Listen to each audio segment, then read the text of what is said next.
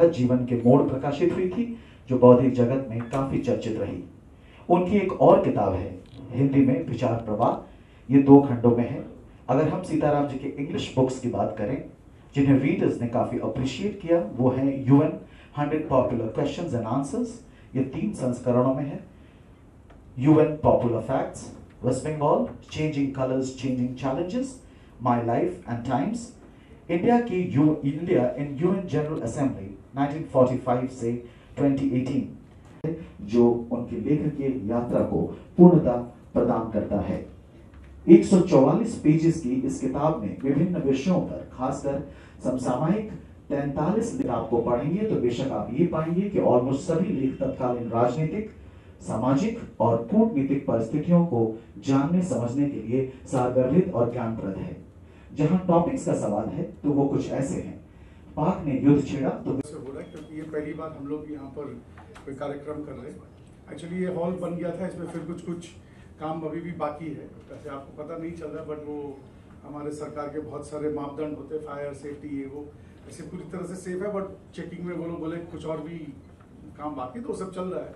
But जब सीताराम जी ने कहा और जब उन्होंने कहा कि भाई पुस्तक का विमोचन करना, तो मुझे लगा कि इससे ज़्यादा उपयुक्त जगह और कोई नहीं हो सकती। क्यों, शायद सीताराम जी ने जितनी हिंदी की सेवा की है, मेरे नज़र में, मेरा निजी विचार है, पश्चिम बंगाल में बहुत कम लोग हैं जो अहिंदी भाषा में जिन्होंने हिंदी को इतना सेवा किया, जो बिना अखबार चलाए या बिना, हम लोग तो खैर चलिए अखबार चलाते हैं, हम तो कहीं ना कहीं हिंदी से हमारा रोजगार का लेन देन है, पर बिना रोजगार का लेन देन हुए भी सीताराम जी ने हिंदी की बहुत सेवा की। और बिजनेस भी करते हैं, मगर साहित्यिक लोगों से भी उनका परिचय, उनके साथ उठना बैठना, बातचीत करना, उसकी नॉलेज रखना, मैंने तो हमेशा इनसे कुछ ना कुछ सीखा ही है। और यहाँ बोलने में अतिशयोक्ति नहीं है कि मेरे पितामह के गुजर जाने के बाद ये हमारे लिए एकदम गार्जियन, फादर फिगर की तरह हमेशा मेरे सर पे इनका आशीर्वाद रहा।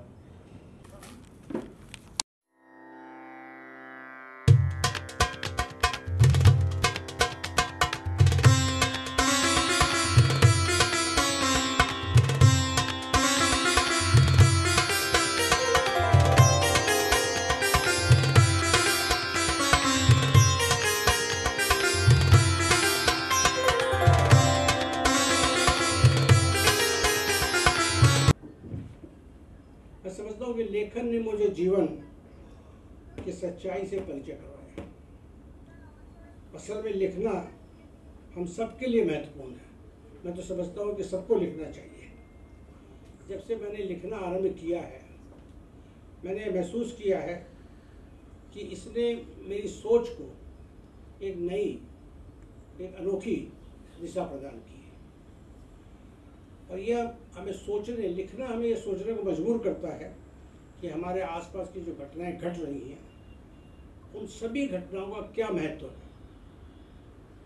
जो पत्रकार होता है, जो लेखक होता है, उसका अधिकतम जो लेखन है वो आसपास की घटनाओं पर आधारित होता है। यह जो हम लेखन की वजह से ही ये प्राप्त कर पाते हैं। दूसरी बात है कि जब हम लिखते हैं तो वो जो लेखन है वो काफ़ी समय तक हमारे दिमाग में रहता है।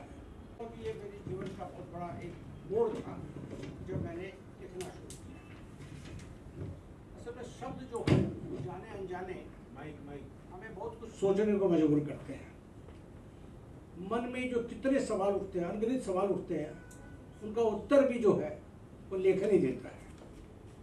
जैसे मेरे जीवन की सच्चाई, मैं कौन हूँ, मेरा ये जीवन या जीने का मकसद क्या है, ये जो प्रश्न हमारे उठते हैं, बाकी जो उलझनें हमारे दिमाग में आती हैं, उनका जो समाधान है वो भी हमें लेखन प्रदान करता है। मेरी जो हम लिखते हैं वो हमारी आज की, हमारा जो वर्तमान समय है उससे परिचय कराता है। कोई साथी नहीं होता। जैसे लोग कहते हैं पुस्तक से बढ़िया कोई साथी नहीं होता। अगर आपको अगर पुस्तक पढ़ने का शौक है तो आपको और किसी साथी की आवश्यकता नहीं है। ये हमारे जीवन का वो हिस्सा बन जाता है जो हमारे विचारों को, भावनाओं को सही तरीके से व्यक्त करने का मौका देता है। आप देखेंगे जो लेखक होगा वो अपनी भावनाओं को बहुत अच्छे ढंग से व्यक्त कर पाएगा। इसी की वजह है कि जो कोरोना काल एक ऐसा आया था, समय आया था, और जबकि आदमी एकदम अकेला हो गया था, मैं घर में बंद था और मैंने 250 पेजों की अपनी आत्मकथा लिख डाली। मैं 10, 20, 50 पेज से ज़्यादा लिख नहीं पाया। 20-50 पेज लिखता तो बंद कर देता था। कोरोना काल का मुझे ये लाभ हुआ कि मैंने अपनी जिंदगी जो है 250 पेज की लिख डाली।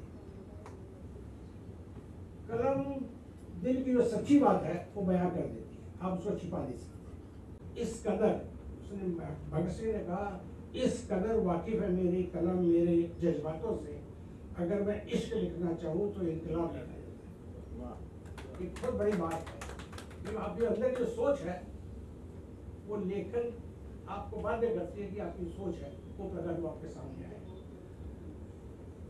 लेकिन साथ साथ ये बात भी है, एक अनजाना भय भी गिरफ्त में ले लेता है। मैं जब अपनी आत्मजीवनी लिख रहा था तो मैं जानता था कि मैं अपने आप को पूर्णतया से नग्न नहीं कर पाऊंगा। जो मुझे बतानी चाहिए, जो मुझे करनी चाहिए, कितना सफल रहा, कितना असफल रहा, ये तो पाठक बताएंगे। लेकिन निश्चित रूप से जो है मैं अनुरोध करना चाहूँगा, एकमात्र धन कमाना मेरे जीवन का लक्ष्य नहीं है।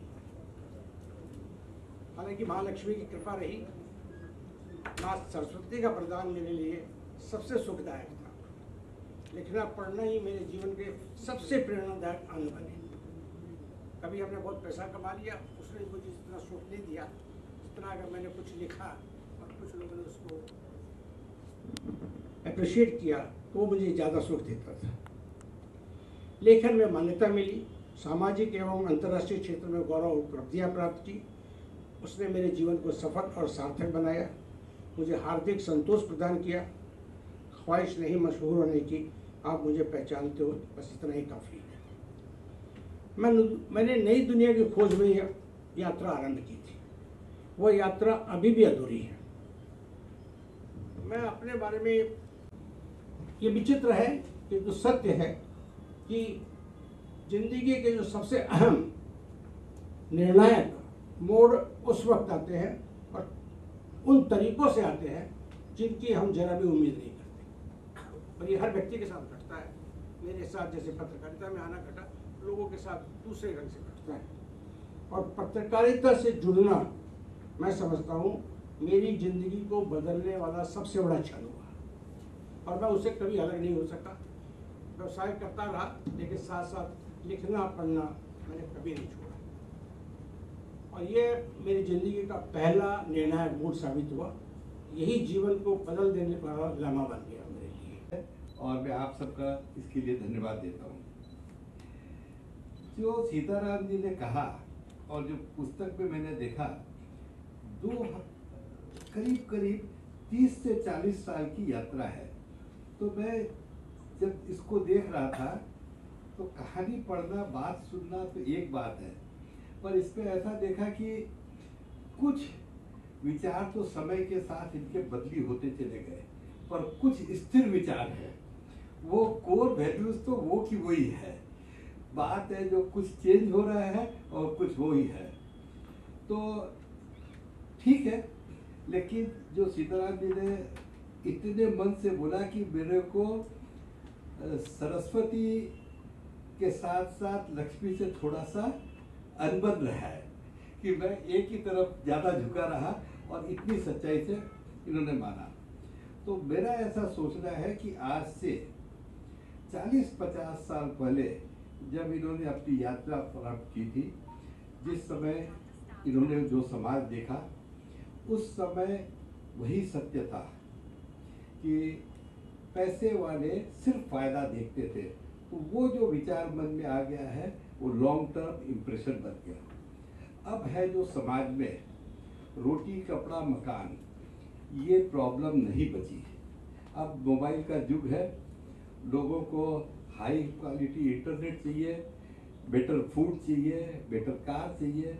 तो समाज में पहले से बहुत पैसा आया है और उसी हिसाब से अब लक्ष्मी की उतनी इज्जत भी नहीं है अगर आपके पास सरस्वती नहीं हो।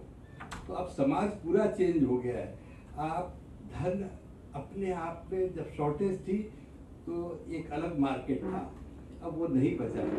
तो सीताराम जी को ये जर्नी भी आगे जब लिखेंगे तो शायद ये बात इनको कुछ असर कर जाए, बाकी तो परिपक्व है।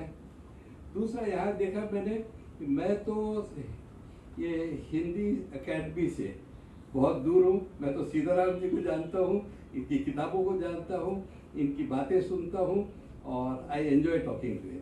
Thank you. आज के जो लेखक है उनके बारे में ही बोलूंगा। सीताराम जी शर्मा जी से मेरा परिचय हो करीब 2004 के आसपास का है, जब किसी ऐसे ही एक सामाजिक कार्यक्रम में, जब मैं इनको जानता नहीं था लेकिन एक ही कार्यक्रम में हम दोनों ही इनवाइटेड थे, जब मैंने इनको सुना और इनकी बहुआयामी प्रतिभा को जब मैंने देखा कि कितना गूढ़ ज्ञान इनमें छिपा हुआ है, कितना अच्छा हिंदी इंग्लिश उसमें बोलते हैं, समाज को जोड़ने के लिए, समाज सेवा से रिलेटेड चीजों में, व्यापार से रिलेटेड और विभिन्न विषयों पर जो देश विदेश से संबंधित हैं उस पे कितना अच्छा बोलते हैं। तो मेरे मन में भी ये उत्सुकता हुई कि सीताराम जी को, मैं यहाँ पे 13-14 साल से बंगाल में पुलिस की नौकरी कर रहा हूँ, तो जो पुलिस को इतना इंटेलिजेंस नहीं है कि आदमी कौन है, तो फिर ये तो नौकरी करना ही व्यर्थ हो जाता है। तो फिर मैं ही इनके पास गया और मैंने पूछा इनसे कि आप हैं कौन। तब इनसे परिचय हुआ, फिर वो मित्रता में परिणत हुई, फिर ऐसे ही बहुत क्लोज हम एक दूसरे के आए, समझे। पोस्टिंग्स में देखते देखते 2009 में मैं दिल्ली चला गया। दिल्ली जब मैं गया तो मैं, हमारे यहाँ के एक बहुत अच्छे मेंबर ऑफ पार्लियामेंट हैं प्रोफेसर सौगतो राय, उनका प्राइवेट सेक्रेटरी बन के मैं दिल्ली गया था अर्बन डेवलपमेंट मिनिस्ट्री में। तो वहाँ पे भी आप आते थे और जब दिल्ली आते थे तो बहुत सी चीज़ों पे उनसे चर्चा भी होती थी। आज इन्होंने पुस्तक में जिन सब विषयों को बोला है और ऐसे भी जब इनसे बात होती है तो इसी तरह की बहुत सी चीज पे चर्चा होती रहती थी। और जैसे बांगड़ जी ने कहा कि बहुत से मत भेद होते रहते थे, वैसे ही मेरे भी इनसे बहुत से चीजों पे तर्क होता रहता था, लेकिन उन सबको हम बहुत एंजॉय भी करते थे। तो ये सारी चीजें हुई, लेकिन सबसे अच्छा क्षण जो मैं आपसे शेयर करना चाहूंगा, मैंने सीताराम जी के लिए लिखा भी, उसको आपको भी मैं फिर दोबारा बताना चाहूंगा।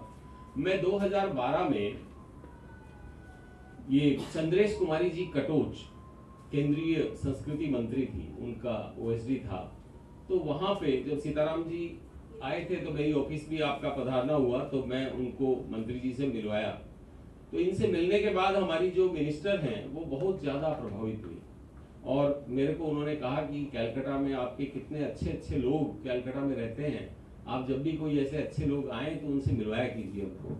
तो वहां से वो शुरू हुआ और जब भी सीताराम जी आते थे तो मैं उनको मिलवाता था। और उसमें भी एक सबसे अच्छी बात जो हुई वो ये थी कि यहाँ पे 2012-13 की बात होगी कि यहाँ पे एक इंस्टीट्यूट है Maulana Abul Kalam Azad institute of Asian studies, मकाइज बोल के, उसके चेयरमैन की पोस्ट खाली थी। तो उसमें हमारे मंत्री जी की तरफ से ये रिक्वेस्ट आया कि आप ऐसा करिए कि सीताराम जी से अनुरोध करिए कि वो इसके चेयरमैन का पदभार ग्रहण करें, अगर वो इसके लिए सहमत हो तो। तब मैंने सीताराम जी से बात की, उन्होंने भी उसको स्वीकार किया। लेकिन ये बात इसलिए और भी अधिक महत्वपूर्ण है क्योंकि मैं मंत्री के पास रहकर के इस चीज को देख रहा था कि एक छोटी कमेटी का मेंबर बनने के लिए जितनी सिफारिश थी, वहां एक संस्था का चेयरमैन बनने के लिए मंत्री इनको रिक्वेस्ट कर रही थी और इन्होंने उसको स्वीकार किया। तो वो इनके बड़प्पन का, इनके जो इनकी पर्सनैलिटी है, इनके व्यक्तित्व की एक निशानी है। और मैं ये कह सकता हूं कि मैं 2 साल जब वहां रहा और 2014 तक जब सरकार का कार्यकाल था, आप तो उसके बाद तक भी शायद रहे हो, तो उस पीरियड में यहाँ इस इंस्टीट्यूट ने जितना प्रोग्रेस किया वो बहुत कम देखने को मिला। तो मैं इसके लिए सीताराम जी को बहुत बहुत बधाई भी देता हूँ।